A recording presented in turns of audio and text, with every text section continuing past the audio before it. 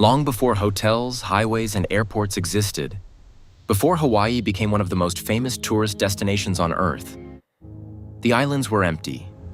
No cities, no roads, no buildings, only volcanoes, forests, and the endless Pacific Ocean. Then, more than 1,000 years ago, Polynesian voyagers arrived. These were some of the greatest navigators in human history. Using only the stars, ocean currents, wind patterns, and their knowledge of nature, they crossed thousands of miles of open ocean in wooden canoes. And they did not arrive alone. They brought plants, they brought tools, they brought food, and according to many historians, they also brought chickens. At first, chickens were valuable. They provided meat, they provided eggs. They were a reliable source of food on remote islands where resources could sometimes be limited. For centuries, these birds lived alongside the growing Hawaiian population. Life was simple. Villages expanded, communities grew, and chickens became part of everyday life. Then everything changed. In 1778, British explorer Captain James Cook arrived in Hawaii. His arrival marked the beginning of a new era.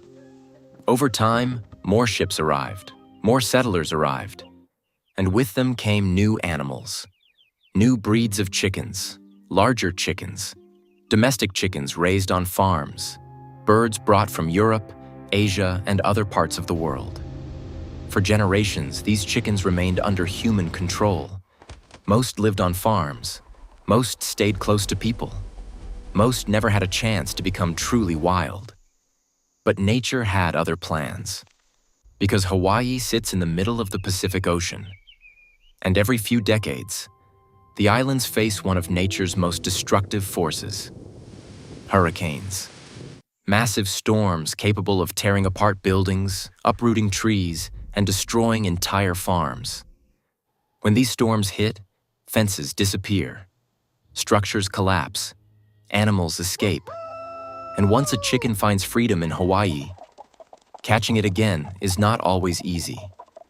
Over time, escaped domestic chickens mixed with older wild populations. Generation after generation, they adapted. They became faster, more cautious, better at surviving without human help. And slowly, a new population began to emerge.